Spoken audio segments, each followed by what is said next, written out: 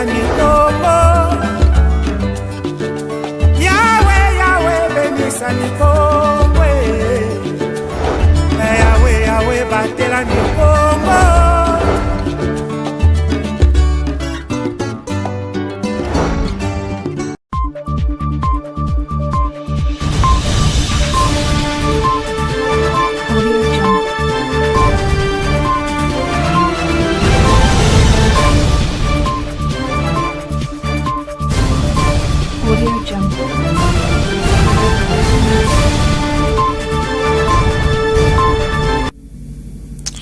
C'est l'heure de vous informer sur les antennes d'Ecopolis RTV. Messieurs et dames, salutations spéciales et bienvenue à ces grands rendez-vous d'actualité.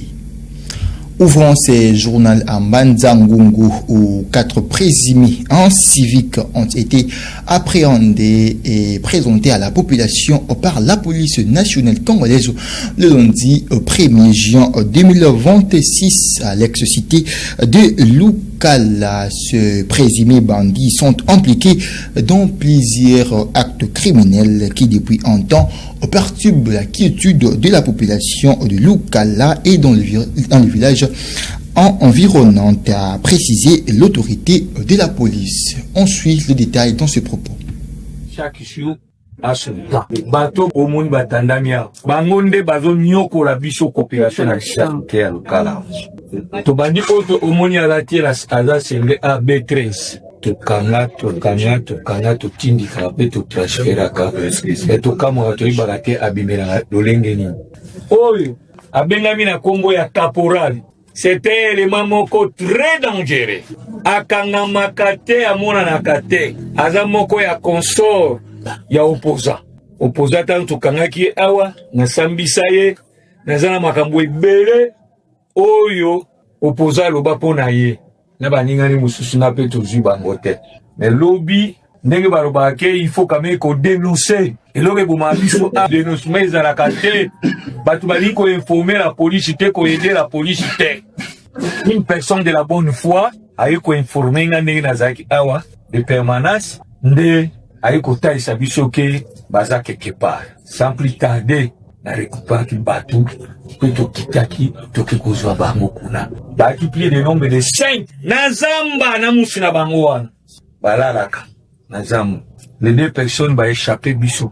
To kozwa bango 3 na défi bazana kati. Ye akoyeba ko répondre na bakati nyoso oyo asende osusu élément dangereux ayoka kate pona ye boloko ekoma na ngoya ya ye akuma mona ngolo kwa neti ndako kulala akukanga makokende azonga na yebite bimera ndenge nini bangoye baonyokola population wana cité ya Lukala ya kobotola ka batu ba téléphone ya okalaka pano tindi mwana kuna na nanje yake sombeloko ya botoli mbongo mwana ye osaira kiye mususu o Shadraki suka auchokota suna ndaka batu kaka lelo toziye ndo moni abo répondre na ba acte ni voilà moni bachu oyo bagunyo ko biso bandari.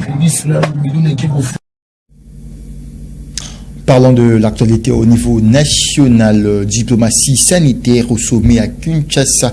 Le président de la République, Félix-Antoine Tshisekedi Tshilombo, a accordé le lundi 1er juin 2026 une longue audience au directeur général de l'OMS après une mission de terrain à Bunia. Le docteur Assaloué, l'expertise unique de la République démocratique du Congo face à la 17e épidémie de Ebola. Les points sur les nouvelles stratégies de riposte dans ces reportages, nos confrères de la RTNC. Suivez.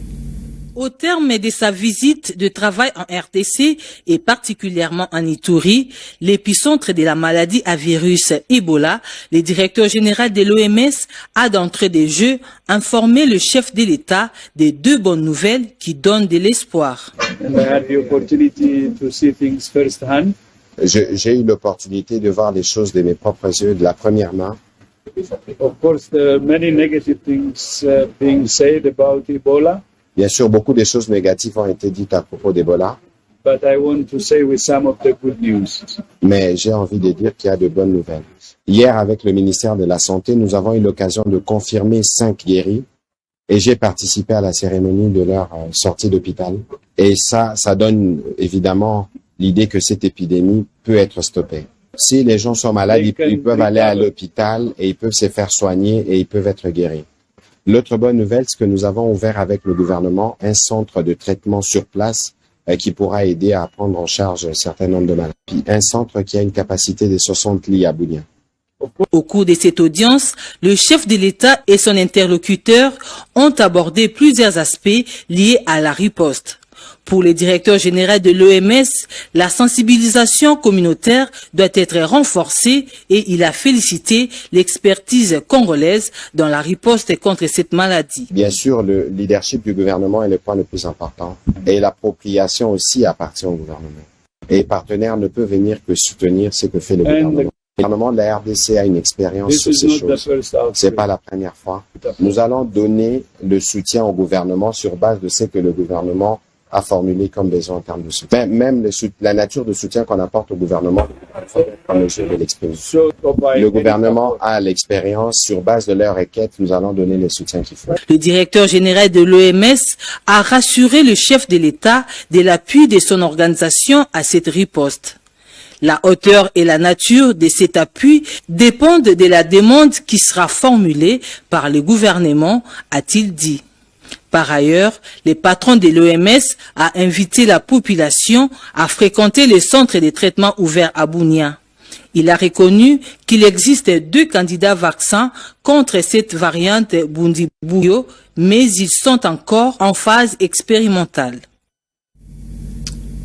Restons toujours dans ces chapitres de l'épidémie d'Ebola, cette fois-ci pour dire que 5 patients ont été guéris de cette maladie à 6 jours en présence du patron de l'OMS qui était en séjour dans la province de l'Ituri. Un de malades s'est exprimé afin d'exhorter la population de contacter les centres de santé en cas de premier signe. Les détails dans ce propos.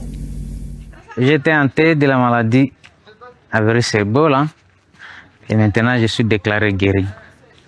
Le message que je vais donner à la communauté, c'est de sensibiliser la communauté pour venir à l'hôpital si vous commencez à sentir un peu des symptômes. Les symptômes sont des signes qui vont apparaître. La fièvre, le vomissement, la diarrhée, et tous ces signes, si vous sentez à la maison, n'hésitez pas de venir vous faire consulter. C'est ça le message que je vais donner à tous les peuples itoriens. Et changeons de chapitre dans cette session d'information. Le gouvernement a lancé le recrutement des agents devant participer aux préparatifs du recensement général de la population congolaise le lundi 1er juin 2026 à Kinshasa. L'annonce a été faite par le vice-premier ministre en charge du plan, Guilan Niembo. Les candidatures sont attendues jusqu'au 7 juin de l'année en cours. Suivez. Le recrutement que nous lançons aujourd'hui concerne différentes catégories d'agents. Il s'agit des formateurs, des formateurs qui vont travailler comme chefs des brigades à l'étape de Kinshasa. Ces derniers auront pour principale mission de coordonner et superviser les travaux cartographiques sur le terrain à Kinshasa. Et à l'étape du déploiement dans les provinces, ils seront chargés de former les chefs des brigades qui seront recrutés localement et d'encadrer les opérations. Ce qui exige des candidats à cette formation une expérience avérée dans l'organisation et l'exécution des travaux de terrain et un niveau d'instruction minimum du Bac plus 5. Ensuite, il y a des opérateurs cartographes qui seront chargés de collecter les données auprès des ménages en faisant le porte-à-porte. Ce poste suppose une expérience dans la collecte des données auprès des ménages, une bonne maîtrise des réalités locales, langues, les us et coutumes, etc. et un niveau d'instruction minimum de Bac plus 3. Vient ensuite des opérateurs de systèmes d'information géographique qui auront pour principale tâche de réaliser les travaux cartographiques de laboratoire et produire les cartes des aires de dénombrement. Le profil recherché, c'est celui des personnes ayant une maîtrise des logiciels cartographiques, ArcGIS, QGIS, etc. et l'analyse des données spatiales. Enfin, des assistants en technologie de l'information et communication pour les opérations d'installation, des configurations, des clonages et d'enrôlement des tablettes de la cartographie censitaire RGPH2. Le profil recherché est celui de personnes ayant une maîtrise en réseau et outils informatiques. Pour tous ces postes, les dossiers doivent contenir un formulaire de candidature, un CV à jour, une copie des diplômes requis et des attestations de fin de service. Les autres informations relatives aux conditions et critères requis sont à trouver sur la plateforme en ligne. Je vous invite bien sûr tous à consulter sur le site www.pcr.cd/application. Restons toujours dans la capitale congolaise face aux appels à la mobilisation politique annoncés pour le 3 juin à Kinshasa. Le ministre de la fonction publique rappelle les règles qui encadrent l'action des agents de l'État dans une note de service adressée aux responsables de l'administration publique. Le gouvernement insiste sur l'obligation d'assiduité au travail ainsi que sur le respect des principes de neutralité et d'apolitisme. Les détails avec Pacifique Mwanda. À 2 jours de la journée dite ville morte de l'opposition congolaise prévue pour le 3 juin, le ministère de la fonction publique met en garde les fonctionnaires de l'État. Dans une note de service adressée aux secrétaires généraux, inspecteurs généraux et directeurs généraux de l'administration publique, le vice-premier ministre en charge de la fonction publique, Jean-Pierre Liaou, a rappelé les agents et fonctionnaires de l'État leur devoir d'assiduité, de neutralité et d'apolitisme. Dans cette correspondance, le patron de la fonction publique annonce des sanctions contre les agents et fonctionnaires de l'État avec des absences injustifiées le 3 juin 2026. Les listes de présence seront transmises aux autorités compétentes en vue de l'application de mesures administratives prévues en l'encontre des contrevenants, a-t-il écrit. Cette décision fait suite à la circulation des tracts attribués à certains groupes politiques de l'opposition appelant les agents publics à prendre part à cette mobilisation.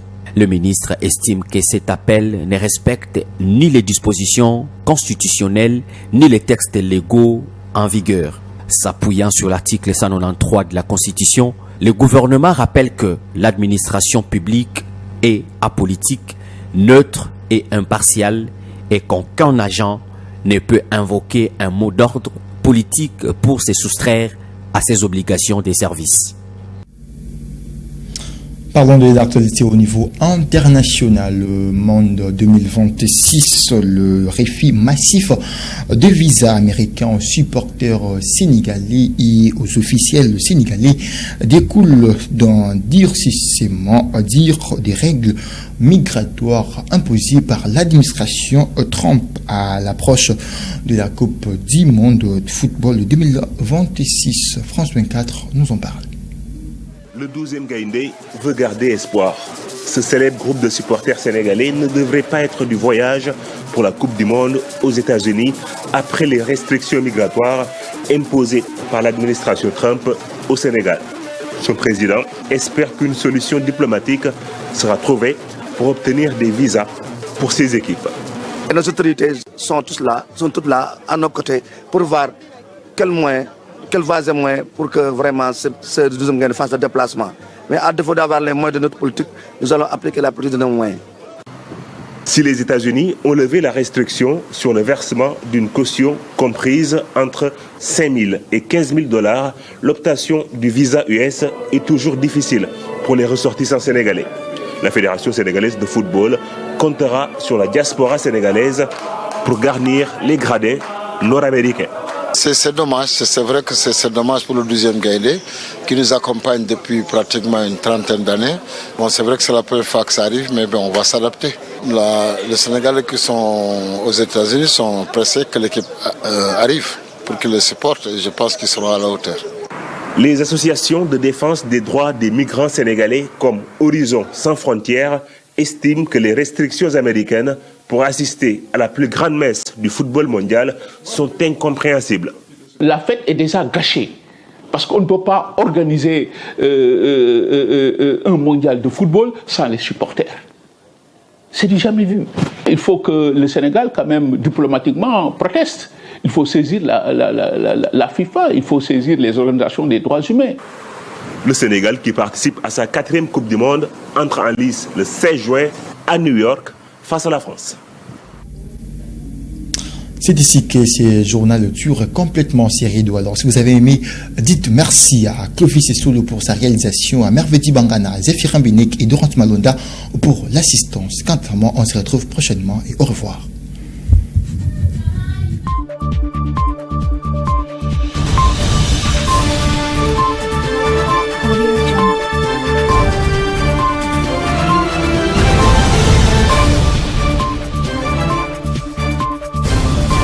Audio Jungle.